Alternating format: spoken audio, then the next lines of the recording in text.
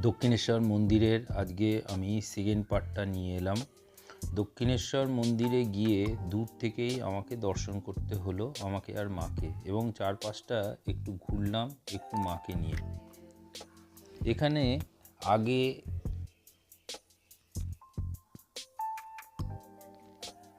আগে যে কচুরির দোকানগুলো ছিল এখন একটা বড় ফুড স্টলের মধ্যে করে দিয়েছে, এবং এখানে কিন্তু সবই নিরামিষ।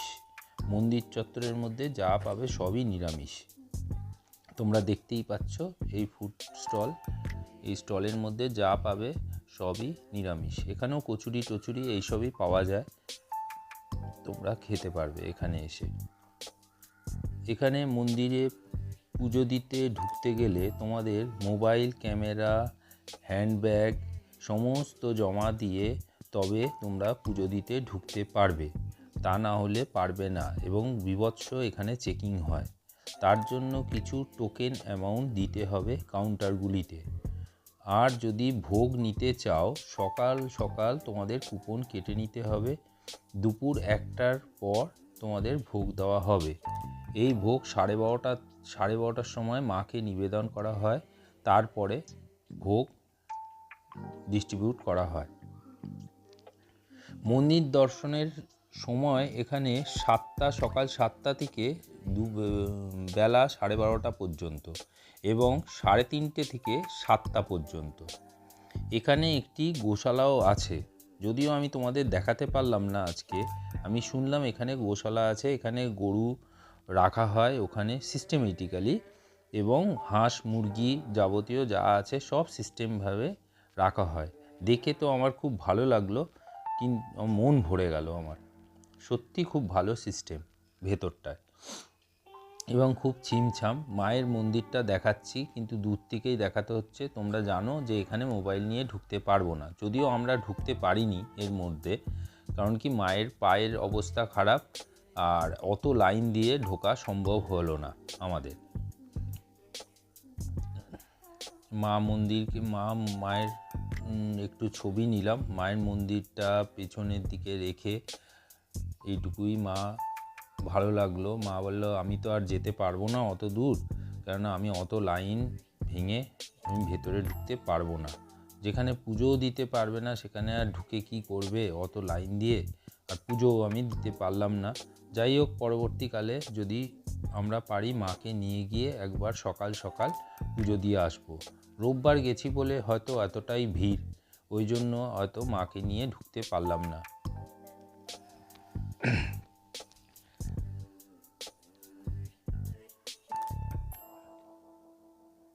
দেখো তোমরা, আস্তে আস্তে আমরা নদীর ঘাটের দিকে যাচ্ছি। আমার ওই জায়গাটা খুব ভালো লাগে, কেননা শিব মন্দিরগুলো পরপর খুব সুন্দরভাবে দেখা যায়। ওটা আমি দেখাবো, ওটা তোমরা দেখতে পাবে। যাই হোক, চলো একটু ইতিহাস, দক্ষিণেশ্বরের একটু ছোট্ট করে এই ইতিহাসটা একটু বলি। তোমরা যদিও বা সবাই জানো, তবুও যারা জানে না বা যারা একটু শুনতে চায় তারা শুনুক। 1847 সালে এই রানী রাসমণি কাশীর উদ্দেশ্যে যাত্রার আয়োজন করে। তবে শোনা যায় রানী রাসমণি ঠিক তার আগের রাত্রে মা ভবতারিণী তাকে স্বপ্নাদেশ দেন যে তোকে কাশী যেতে হবে না, দরকার নেই, গঙ্গার ধারেই আমার মূর্তি প্রতিস্থাপন করে পুজো কর। এরপরেই রানীমা 1847 সালে গঙ্গার ধারে জমি কিনে মন্দির তৈরি শুরু করেন, এবং 1855 সালে সেই মন্দিরের কাজ শেষ করেন। এইভাবেই মা ভবতারিণীর পুজো শুরু হয়। মা এখানে কালী মা ভবতারিণী রূপে পুজো হয় এখানে। প্রথমে এই মন্দিরে রামকুমার চট্টোপাধ্যায় প্রধান পুরোহিত হিসাবে পুজো করেন। পরবর্তীকালে তার মৃত্যুর পর তার ছোট ভাই শ্রী রামকৃষ্ণ পরমহংসদেব এই পুজোর ভার নেন, এবং তিনি প্রধান পুরোহিত হন পরবর্তীকালে। ওনার স্ত্রী শারদা মা আসেন এই মন্দিরে, কিন্তু ইনি মূল মন্দির থেকে বাইরে নওবাতখানায় থাকেন। এখানে সেটা মা সারদা মায়ের মন্দির হিসাবে পুজো হয়। তোমরা সবাই জানো হুগলি নদীর তীরে কামারহাটিতে এই মন্দির স্থাপিত হয় 1855 সালে। তখন থেকেই আমাদের পুজো শুরু হয় এই দক্ষিণেশ্বর কালী মন্দিরে। যাই হোক, তোমরা তো শুনলে, কতটা ভালো বলতে পারলাম, যতটা পারলাম বললাম। এর আরও ইতিহাস আছে, কিন্তু এইটুকু ছোট ব্লকে অতটা দেওয়া যাবে না। তাই বলছি যে এখন আমরা গঙ্গার তীরে যাচ্ছি, একটু গঙ্গা জল নেব এবং ওখানটা একটু ঘুরব।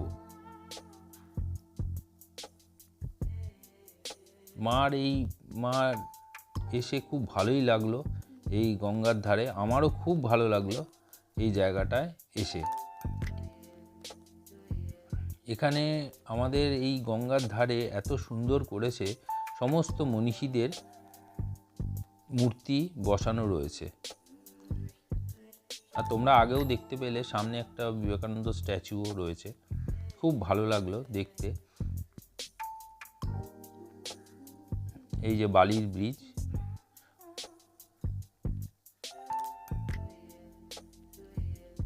এই যে মূর্তিগুলো, গাছপালা দিয়ে কি সুন্দর লাগছে দেখতে। এরকম প্রাকৃতিক জায়গা তো আমরা এখন আস্তে আস্তে কলকাতা শহরের মধ্যে পাই না, তবুও ওনারা খুব ডেকোরেশন করে রেখেছেন। মুগ্ধ হয়ে যাচ্ছি দেখে, এত সুন্দর। আজকে ভিড়ও হয়েছে প্রচুর। পিছনে একটা গেট থাকে, এই যে গঙ্গার ধার দিয়ে দক্ষিণেশ্বরের ভেতরে একটা যাওয়ার গেট থাকে, এই গেটটা টোটালি বন্ধ। কারণ এদিক ওদিক থেকে লোক যদি ঢুকে যায়, ওনারা কিছুতেই ঢুকতে দেবেন না। কারণ কি, যেহেতু যাদের হাতে মোবাইল আছে, মোবাইল নিয়ে ঢোকা বারণ, ক্যামেরা নিয়েও ঢোকা বারণ।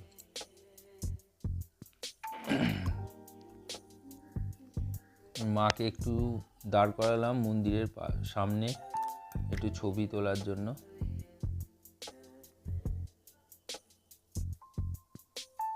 মার এসে খুব ভালো লাগলো জায়গাটা। মায়ের আগেও এসছে, পুজো টুজো দিয়েছে, কিন্তু এবারে আর পুজো দিতে পারলো না। এখন তো আমরা বেলাও হয়ে গেছিলো আসতে।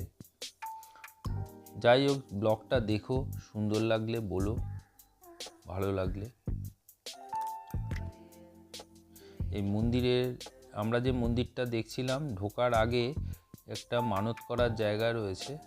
এখানে সব মানত করে ধাগা বেঁধে।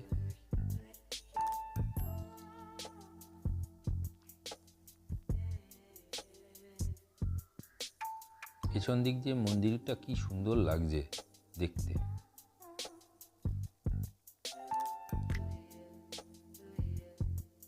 দেখো কত চড়াই পাখি, এদিকে তো দেখাই যায় না, এখন চড়াই পাখি আস্তে আস্তে কমেই যাচ্ছে।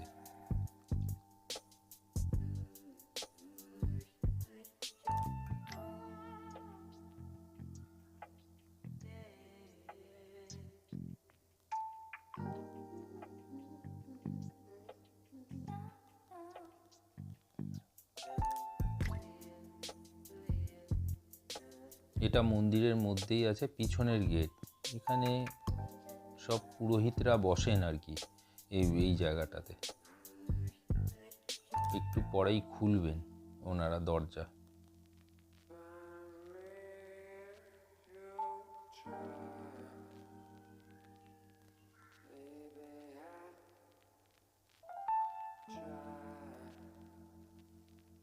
এখানটা ছেড়ে আর যেতে ইচ্ছা করছে না, এত সুন্দর জায়গা দেখে মনে হচ্ছে এখানেই বসে থাকি। ওই যে দরজা খুলেছেন পুরোহিত এক।